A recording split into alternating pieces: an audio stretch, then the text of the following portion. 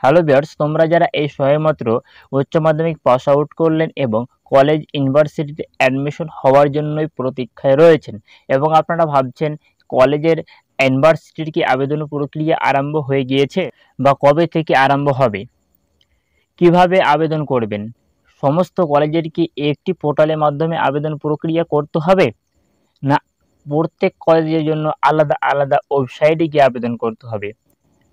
তোমরা এখন প্রত্যেকের মুখে অন্যের মুখে আলাদা আলাদা কথা শুনবে এবং আলাদা আলাদা কলেজের নাম শুনবে, কিন্তু কিভাবে আবেদন করবেন এবং কোন কোর্স নিয়ে আবেদন করবেন, 3 বছর না 4 বছর, 4 বছরের কোর্স কি, 3 বছরের কোর্স কি, পাস কোর্স নেবেন না অনার্স নেবেন, কি কি ডকুমেন্টস আপনার প্রয়োজন হবে আবেদন করার জন্য এবং অনলাইন ডেট কবে থেকে আরম্ভ হচ্ছে, এই সমস্ত বিষয় নিয়ে আজকের এই ভিডিওর মাধ্যমে আলোচনা করব। তো ভিডিওটি অবশ্যই নন স্কিপ করে সম্পূর্ণ ওয়াচ করবেন এবং তুমি কলেজে অ্যাডমিশন হতে চাইলে অবশ্যই এই চ্যানেলটি সাবস্ক্রাইব করে কোন কলেজে অ্যাডমিশন হতে চাচ্ছ সেই কলেজের নাম অবশ্যই কমেন্ট বক্সে লিখে যাবেন, তাহলে আমি স্পেশালি সেই কলেজ নিয়ে একটি ভিডিও বানিয়ে নেব শুধুমাত্র তোমার জন্য। তো চলো আজকের ভিডিওটি আমরা আরম্ভ করি বিলম্ব না করে। তো প্রিয় দর্শক, আমরা প্রত্যেকটি জিনিস স্টেপ বাই স্টেপ জানবো, ভিডিওটি নন স্কিপ করে দেখবে, তাহলে কোনো কনফিউজ থাকবে না। আমাদের মাথার মধ্যে সর্বপ্রথমে একটি কনফিউজ আছে, সেটি হচ্ছে ইউজি এবং পিজি। ইউজি কি অনেকের মুখে আমরা শুনছি ইউজি, অনেকের মুখে শুনছি পিজি। ইউজি কি এবং পিজি কি? ইউজি হচ্ছে আন্ডার গ্র্যাজুয়েশন, অর্থাৎ আপনার এখনও গ্র্যাজুয়েশন কমপ্লিট হয়নি। পিজি হচ্ছে পোস্ট গ্র্যাজুয়েশন, অর্থাৎ আপনার গ্র্যাজুয়েশন কমপ্লিট হয়ে গিয়েছে, এর পরবর্তীতে আপনি এমএ এমএসসি করছেন। ইউজি মানে আন্ডার গ্র্যাজুয়েশন, অর্থাৎ আপনি বিএ বিএসসি বিকম এইগুলো আপনি ডিগ্রি করতে পারবেন। যতক্ষণ না আপনি গ্র্যাজুয়েশনের কমপ্লিট সার্টিফিকেশন পাচ্ছেন ততক্ষণ কিন্তু ইউজি। আমরাকে যে প্রসেসটি করতে হবে, আমরা সবেমাত্র উচ্চ মাধ্যমিক পাস করলাম তাদের কিন্তু প্রথমে ইউজি আমাদেরকে সেই ডিগ্রিতে অ্যাডমিশন হতে হবে। এই ডিগ্রি কমপ্লিট হলে কিন্তু আমরা পিজিতে যেতে পারবো। আমাদের মাথার মধ্যে যেটা কনফিউজ ছিল ইউজি এবং পিজি, সেটা কিন্তু বর্তমানে ক্লিয়ার।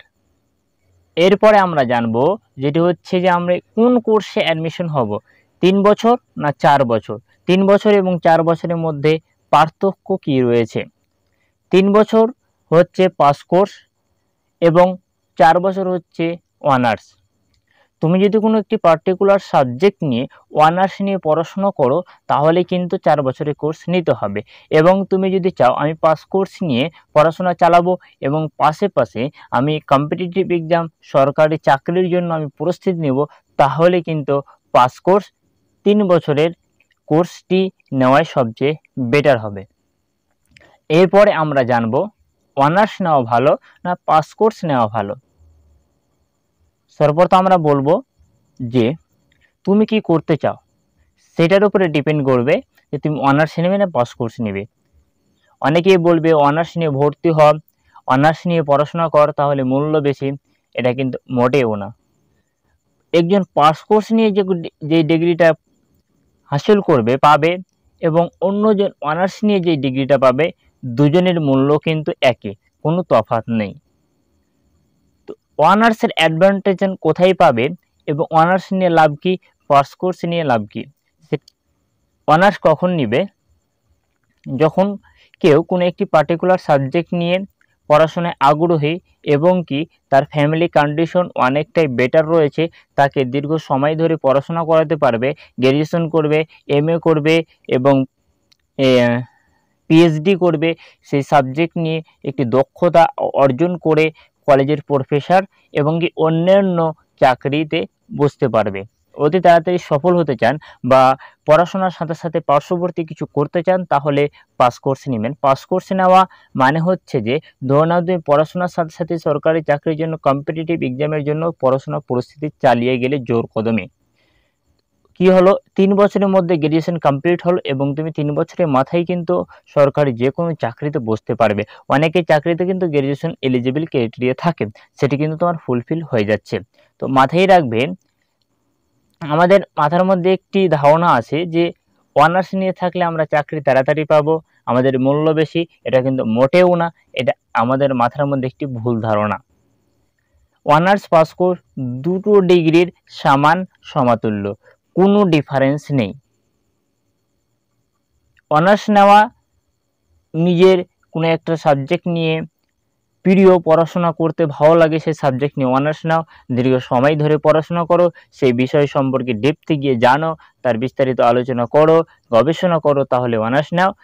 এমনিতে পড়াশোনা চালাতে চাইলে, সরকারি চাকরি করতে চাইলে বা অন্যান্য কোনো কিছু আপনার ড্রিম থাকলে পাস কোর্স নিন।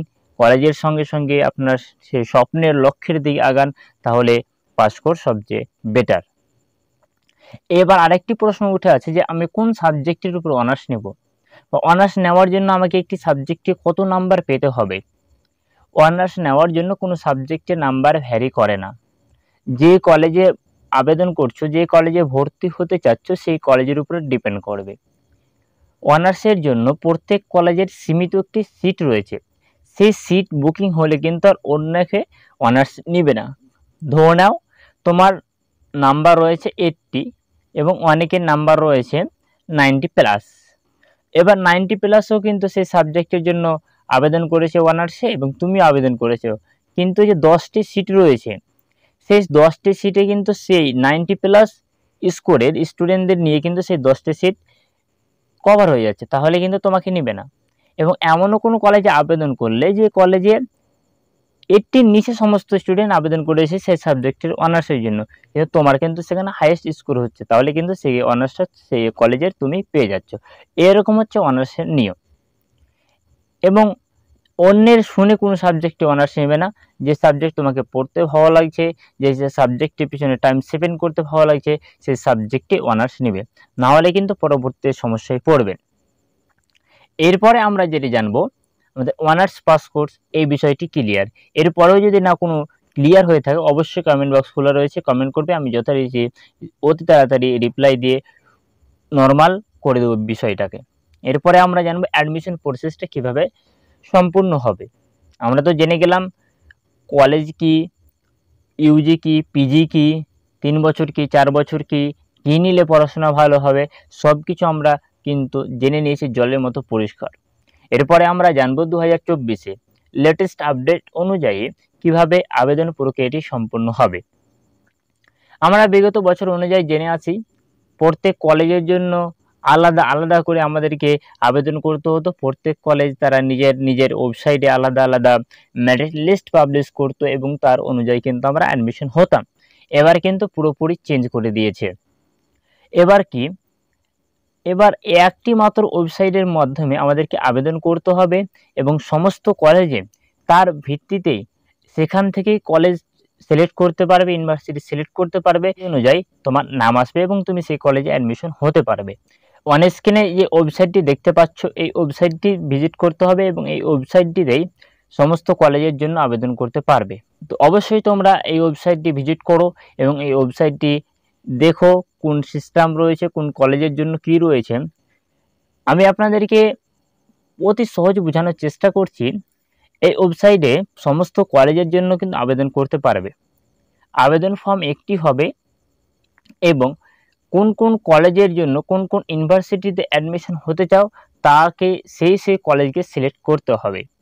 তাহলে যখন সে সমস্ত কলেজ বা ইউনিভার্সিটি তাদের মেরিট লিস্ট পাবলিশ করবে, সেই মেরিট লিস্টে তোমার নামটি চলে আসবে, তোমার হাইস্ট স্কোর থাকে তাহলে। না হলে কিন্তু ধীরে ধীরে স্কোর কম, প্রথমত যারা হাইয়েস্ট স্কোর রয়েছে সে সমস্ত স্টুডেন্টকে নেবে, তারপরে তাদের লো, তারপরে তার এরকম করে ধীরে ধীরে কিন্তু অ্যাডমিশন প্রক্রিয়াটি সম্পূর্ণ হয়। এবার জেনে গেলে কিভাবে 2024-এর আবেদন প্রক্রিয়াটি হয় এবং আমি তোমাদেরকে ওয়েবসাইটটিও দেখিয়ে দিলাম। সেই ওয়েবসাইটের মাধ্যমে গিয়ে মাঝে মধ্যে চেক করতেই থাকো আবেদন প্রক্রিয়া শুরু হয়েছে না হয়নি। এবার আরেকটি কথা, তুমি যদি বেসরকারি কলেজে ভর্তি হতে চাও তাহলে কিন্তু তাদের পার্টিকুলার ওয়েবসাইটে গিয়ে আবেদন করতে হবে, এই সরকারি ওয়েবসাইটে কিন্তু হবে না। এখন পর্যন্ত কিন্তু এই সরকারি ওয়েবসাইটে আবেদন শুরু হয়নি এবং বেসরকারি কলেজে অনেক কলেজেই কিন্তু আবেদন প্রক্রিয়া স্টার্ট হয়ে গেছে। যেমন আমি বলে রাখি যে রামকৃষ্ণ ইউনিভার্সিটি, যাদবপুর ইউনিভার্সিটি, এই সমস্ত ইউনিভার্সিটিতে আবেদন প্রক্রিয়া আরম্ভ হয়ে গিয়েছে। এবং আমি যে ওয়েবসাইটটি বললাম যে ওয়েবসাইটের মাধ্যমে সমস্ত ইউনিভার্সিটি কলেজের জন্য আবেদন করতে পারবে, তাতে কিন্তু এখনো আরম্ভ হয়নি। আগে থেকে সেই ওয়েবসাইটটি ভিজিট করে থাকতে পারো। এই ওয়েবসাইটটির মাধ্যমে এখন প্রচুর পরিমাণে কাজ চলছে, তার জন্য ওয়েবসাইটটি কিন্তু প্রচুর ল্যাগ করে। এবং তুমি কোন কলেজে আবেদন হতে চাচ্ছ অবশ্যই কমেন্ট বক্সে কমেন্ট করে যাবে। আমি সেই কলেজের জন্য এক্সট্রা একটি ভিডিও নিয়ে চলে আসব। আমাদের অ্যাডমিশন প্রসেস জানা হয়ে গেল, কিভাবে অ্যাডমিশন হতে হবে, কিভাবে আবেদন করতে হবে। যেই মাত্র আবেদন প্রক্রিয়া আরম্ভ হবে সেই মাত্র আমি আরেকটি ভিডিও নিয়ে চলে আসবো তোমাদের সামনে, এবং তোমাদের সুবিধার্থে সেই ভিডিওর মাধ্যমে আমি A to Z শুরু থেকে নিয়ে মোবাইল নাম্বার রেজিস্ট্রেশন থেকে নিয়ে সাবজেক্ট সিলেক্ট থেকে নিয়ে কলেজ সিলেক্ট থেকে নিয়ে আমি বিস্তারিত A to Z আলোচনা করব। তো অবশ্যই চ্যানেলটিকে সাবস্ক্রাইব করে রাখবেন আগামী ভিডিওর জন্য। এরপরে আমরা জানব যে যে সমস্ত ইউনিভার্সিটি একটি ওয়েবসাইটের আন্ডারে রয়েছে, 16টি ইউনিভার্সিটি এবং সমস্ত ইউনিভার্সিটি সরকারি ওয়েবসাইটের আন্ডারে রয়েছে, সে সমস্ত একটি ওয়েবসাইটে গিয়ে আবেদন করলে কিন্তু পেয়ে যাচ্ছ। আর পার্টিকুলার কলেজের নাম ধরে ধরে সার্চ করে কিন্তু বিগত বছরের মতো আবেদন করতে হচ্ছে না, এক জায়গায় আবেদন করলেই কিন্তু যথেষ্ট। সেখানে আবেদন করার সময় মাথায় রাখবে যেই কলেজে অ্যাডমিশন হতে চাচ্ছ সেই কলেজটা অবশ্যই সিলেক্ট করে রাখবে। যে সাবজেক্ট নিয়ে আবেদন করতে যে সাবজেক্ট নিয়ে পড়াশোনা করতে চাচ্ছ সেই সাবজেক্টও সিলেক্ট করে রাখবেন। তো প্রিয় দর্শক, অবশ্যই আমরা প্রত্যেকটা স্টেপ জেনে গেলাম। এরপরেও যদি মাথার মধ্যে কোনো কনফিউজ এসে থাকে, কোনো প্রশ্ন এসে থাকে, তাহলে অবশ্যই কমেন্ট বক্সে কমেন্ট করবে। আমি তোমাদের যথাবিশেষ টাইমের মধ্যে রিপ্লাই দিয়ে সাহায্য করে দেব। এবং আমি একটা কথা বারবার বলছি, কোন কলেজে অ্যাডমিশন হতে চাচ্ছ সেই কলেজ সম্পর্কে জানো, সেই বন্ধুবান্ধবের সঙ্গে আলোচনা করো এবং তোমার অভিজ্ঞতা তাদের সঙ্গে আলোচনা করো, তারপরেই কোনো একটা ডিসিশন নাও। এটা একটা লাইফের ব্যাপার।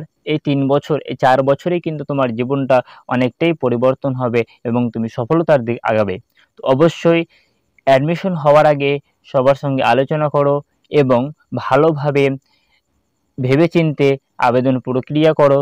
এবং আমি আগামীতে আবেদনের ভিডিও নিয়ে আসছি, সঠিক, একদম অথেন্টিক ভিডিও, কোথাও একটি ভুল হবে না। তো আজকের ভিডিও এখানেই শেষ করছি এবং অবশ্যই দেখা হবে আগামী ভিডিওতে।